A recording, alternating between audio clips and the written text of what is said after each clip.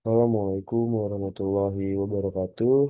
Perkenalkan, nama saya Muhammad Kifaribillah dari Program Studi Sistem Informasi dengan NIM 2024-081-038. Saya dari kelompok pengembang sistem pengkajian karyawan atau PERO.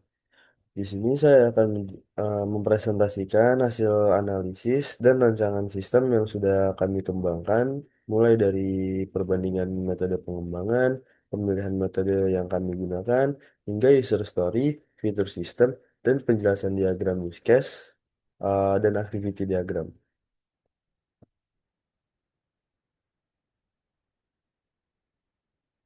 Oke, yang pertama saya akan menjelaskan perbedaan metode waterfall, sistem prototyping, dan agile development dari sisi tahapan, lalu kapan dipakainya, dan juga bagaimana fleksibilitasnya. Yang pertama, metode waterfall. Metode ini tuh berjalan secara berurutan, mulai dari analisis kebutuhan, desain sistem, implementasi, pengujian, hingga pemeliharaan. Metode ini cocok untuk proyek dengan kebutuhan yang sudah jelas sejak awal dan jarang berubah. Contoh itu seperti uh, proyek di lembaga formal atau pemerintahan. Uh, namun masih ada kelemahannya, salah satunya itu fleksibilitasnya itu rendah. Jadi jika ada perubahan di tengah proses tuh harus mengulang dari tahap yang awal. Lalu selanjutnya ada sistem prototyping.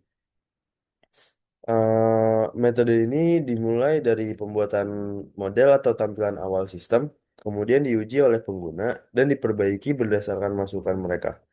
Proses ini diulang sampai prototipe dianggap sesuai dengan kebutuhan pengguna. Pendekatan ini cocok untuk proyek yang melibatkan banyak pihak dan membutuhkan visualisasi awal seperti sistem penggajian yang digunakan oleh admin, HRD, dan karyawan. Untuk fleksibilitasnya itu sedang karena perubahan masih bisa dilakukan selama proses prototipenya berlangsung. Eh, Lalu selanjutnya ada agile development. Untuk metode yang ketiga ini tuh berbasis iterasi pendek yang disebut sprint.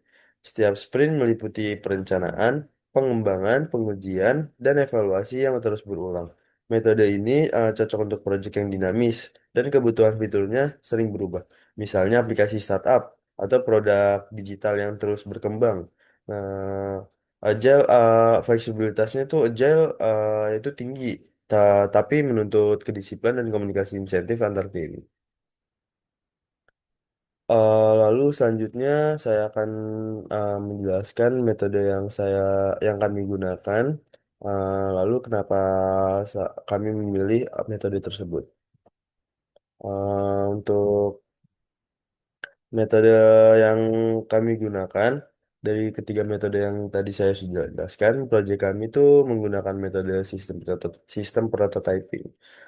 Alasan utamanya itu karena sistem ini memiliki banyak jenis pengguna, yaitu ada admin keuangan, HRD, dan juga karyawan, yang dimana tuh masing-masing memiliki kebutuhan berbeda.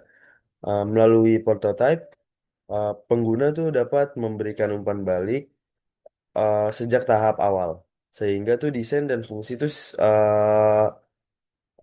fungsi sistem tuh masih bisa disesuaikan sebelum proses coding dilakukan. Kami juga menggunakan tools seperti Figma untuk membuat prototipe antarmuka yang kemudian dikembangkan menjadi aplikasi website menggunakan Laravel dan MySQL. Pendekatan ini memastikan hasil akhir sistem tuh lebih sesuai dengan kebutuhan nyata di lapangan. Itu lalu untuk selanjutnya saya akan menjelaskan hasil user story yang dapat sesuai dengan studi kasus yang kami pilih. Lalu juga saya akan menjelaskan fitur dan fungsi produknya. Uh, untuk user story, berdasarkan user story yang kami buat, itu sistem kami ini memiliki tiga jenis pengguna utama. Yang pertama tuh ada admin keuangan yang bertugas mengelola data karyawan, menghitung komponen gaji, membuat slip gaji, serta menghasilkan laporan bulanan dan tahunan. Lalu yang kedua ada HRD, di mana HRD ini yang memverifikasi data penggajian dan memastikan tidak ada kesalahan sebelum slip gaji diterbitkan. Lalu yang ketiga ada karyawan, di mana karyawan ini yang dapat melihat slip gaji dan juga mengunduh slip gaji digital melalui akunnya masing-masing. Nah, lalu untuk fitur dan fungsi produk. Di sini yang pertama ada login, di mana ini untuk autentikasi yang aman berdasarkan peran, di mana ada perannya itu ada admin, HRD, dan juga karyawan. Lalu yang kedua itu manajemen data karyawan. Di sini untuk cerut data karyawan, di mana bisa menambah, mengubah, menghapus, lihat status aktif dan juga nonaktif. Lalu yang ketiga pengelolaan data gaji. Di sini bisa untuk menghitung atau otomatis gaji pokok, tunjangan, potongan, dan juga lembur. Lalu yang keempat slip gaji digital. Ini fungsi ini merupakan sistem menghasilkan slip gaji otomatis dalam bentuk PDF atau Excel. Ah, Lalu yang kelima itu laporan penggajian, di mana admin dan HRD dapat menampilkan, mencetak, dan ekspor laporan bulanan atau tahunan. Nah, lalu yang keenam notifikasi gaji baru, di mana ini tuh sistem memberi notifikasi ke karyawan saat slip gaji telah tersedia. Lalu saya akan menjelaskan use case diagram dan juga activity diagram. Eh, Oke, untuk use case diagram, ada tiga aktor utama, yaitu ada HRD, ada karyawan, dan juga admin keuangan. Eh, di sini admin keuangan tuh memiliki peran yang paling besar, mulai dari login, mengelola data karyawan, dan data gaji, se eh hingga membuat slip dan laporan penggajian. Lalu yang kedua ada HRD. Di sini HRD berperan memverifikasi data dan memeriksa laporan untuk memastikan keakuratan perhitungan. Sedangkan untuk karyawan dapat melakukan login, melihat slip gaji, dan mengunduhnya dalam format PDF atau Excel. Diagram ini tuh menunjukkan bahwa setiap aktor memiliki hak akses dan tanggung jawab yang berbeda, namun semuanya saling terhubung untuk memastikan proses penggajian berjalan dengan baik. Lalu selanjutnya ada activity diagram. Activity diagram tuh menggambarkan alur aktivitas utama dalam sistem.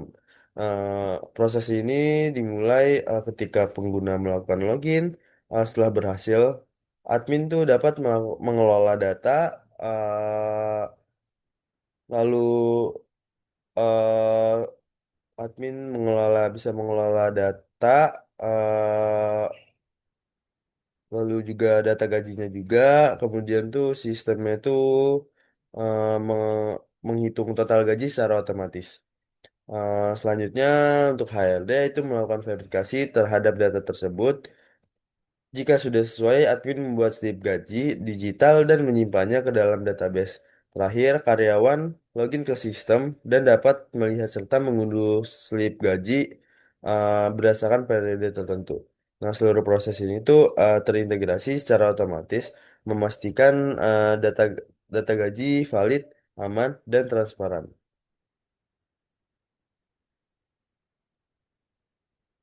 Eh, Sekian penjelasan untuk hasil laporan dari kelompok payroll. Terima kasih. Wassalamualaikum warahmatullahi wabarakatuh.